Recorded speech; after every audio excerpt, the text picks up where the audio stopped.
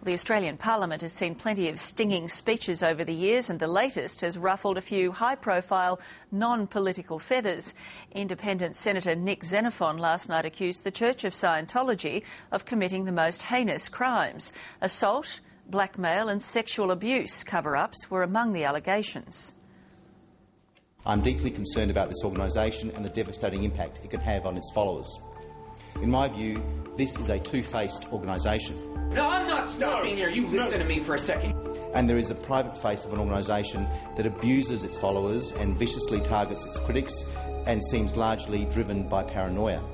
He viciously beat him, knocked him to the ground. And then he knocked him down in his chair. Blackmail, obstructed justice, auditing sessions of some Scientology. It is an unprecedented attack by an Australian politician. What we are seeing is a worldwide pattern of abuse and criminality.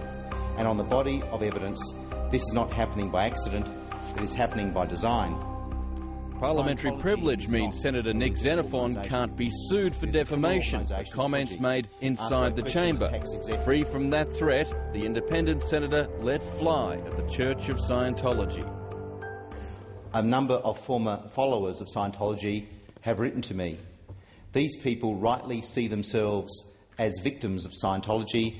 Well, Nick Xenophon, under parliamentary privilege, made some very outrageous allegations. Virginia Stewart is the spokesperson for Scientology in Australia. I completely think that he is wrong. I know he is wrong. And actually, very eminent scholars and legal teams have studied Scientology in full and have come to completely different conclusions to Senator Xenophon. There are allegations of false imprisonment, coerced abortions and embezzlement of church funds, of physical violence and intimidation. The senator says he has testimony from Australians, former Scientologists, forced to commit crimes by their church. Meanwhile, in the USA, a number of former high-ranking Scientology executives have broken their silence about the organisation. Discussed it with Miscavige, and he said, I want the guy on the ship. At lunchtime every day, I'd sit out at the same spot on the dock by the hawser, so it looked like that's just what he does. Marty Rathburn is a former Scientology leader. Now outside the church, he describes how they detained fellow member Jason Don on board a Scientology ship moored in the Caribbean to prevent him leaving the church. Because if you go to the ship, it's the most secure place in the world because you turn your passport into the port captain. So even if you hop the ship in port, you can't get out of the country with that passport. In a scene worthy of a James Bond movie, Don fashioned a tool to escape down a mooring rope. I pulled that rolling pin apparatus that I had made out, put it over like this, hooked it with my arm, dropped it down, and then went on down the line. And I'm screaming at the cab driver. I eventually just turned to the cab driver and I tell the guy, I says, you know, I'm being held against my will. Take me to a goddamn airport. It is my honor to present our first Freedom Medal of Valor to the most dedicated Scientologist I know.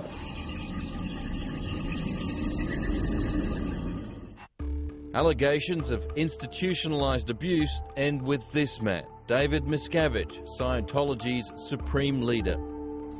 The executives say they have witnessed the head of the organisation, David Miscavige, assault staff members dozens of times, and they say he has also urged others to commit assault.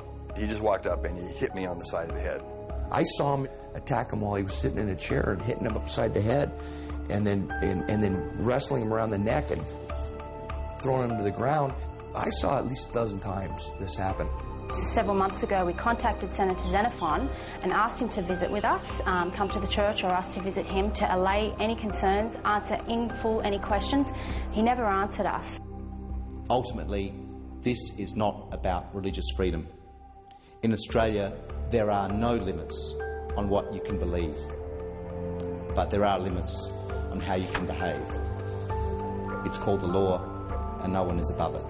Now, to make these statements under parliamentary privilege, many of those things are completely outrageous, and I know personally to be untrue.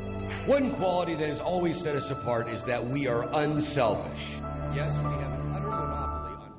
And today the Prime Minister said he would examine the documents that supposedly support Nick Xenophon's allegations.